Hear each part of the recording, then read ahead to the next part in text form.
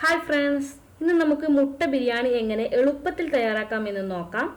അതിനു വേണ്ടി ഒരു പാൻ ചൂടാക്കിയിട്ടുണ്ട്. ഇതിലേക്ക് നമുക്ക് അല്പം ഓയിൽ ഒഴിച്ചു കൊടുക്കണം.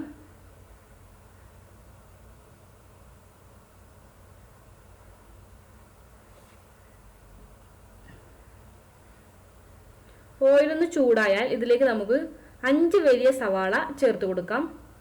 ചെറുതായി ചോപ്പ് ചെയ്ത് വെച്ചതാണ്. ഇതിലേക്ക് നമുക്ക് ആവശ്യത്തിന് ഉപ്പ് കൂടി ചേർത്ത് കൊടുത്ത് നന്നായി ഒന്ന് ഇളക്കിയെടുക്കാം. ഒരു മീഡിയം ഫ്ലെയിമിൽ വെച്ച് വേണം ഇത് ഇളക്കിയെടുക്കാൻ. സവാള ഏകദേശം ഒരു ലൈറ്റ് ബ്രൗൺ കളർ ആവുന്നവരെ നമുക്കിത് ഇളക്കിയെടുക്കാം.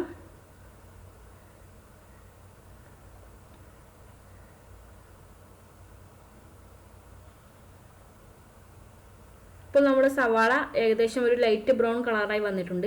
ഇതിലേക്ക് നമുക്കിനി 1/2 ടീസ്പൂൺ മഞ്ഞൾപ്പൊടി, ഒരൽപ്പം കറിവേപ്പില എന്നിവ കൂടി ചേർത്ത് കൊടുക്കാം. 3 ടേബിൾ സ്പൂൺ വെളുത്തുള്ളി, ഇഞ്ചി, പച്ചമുളക് ചതച്ചത്, ഒരു 3 വലിയ തക്കാളി എന്നിവ കൂടി ചേർത്ത് കൊടുക്കാം. തക്കാളിയൊക്കെ നന്നായി ഉടഞ്ഞു വരണം.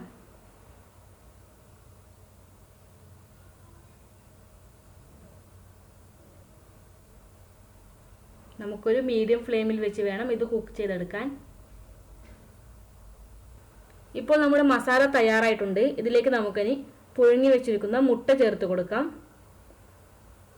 മുട്ടയ്ക്ക് ഒരു ചെറിയ സ്ലിറ്റ് ഇട്ടിട്ട് വേണം ഇത് മസാലയിലേക്ക് ചേർത്ത് കൊടുക്കാൻ. മസാലയൊക്കെ മുട്ടയിലേക്ക് നന്നായി പിടിക്കുന്നത് വേണ്ടിയാണ് ഇങ്ങനെ ചെയ്യുന്നത്. നമുക്കിത് നന്നായി ഒന്ന് മിക്സ് ചെയ്തെടുക്കാം.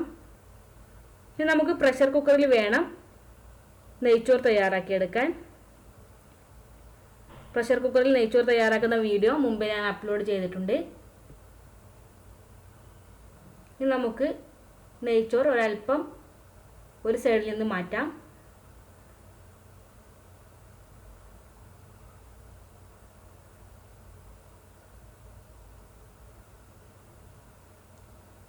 ഈ സ്പേസിലേക്ക് നമുക്ക് നമ്മുടെ തയ്യാറാക്കി വെച്ചിരിക്കുന്ന മുട്ടയുടെ മസാല ചേർത്ത് കൊടുക്കാം.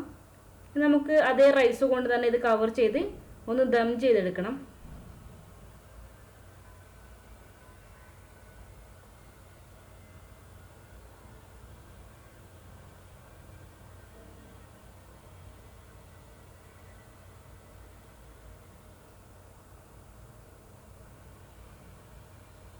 ഇനി നമുക്ക് പ്രഷർ കുക്കർ അടച്ച് വെച്ചൊന്ന് ദം ചെയ്തെടുക്കാം.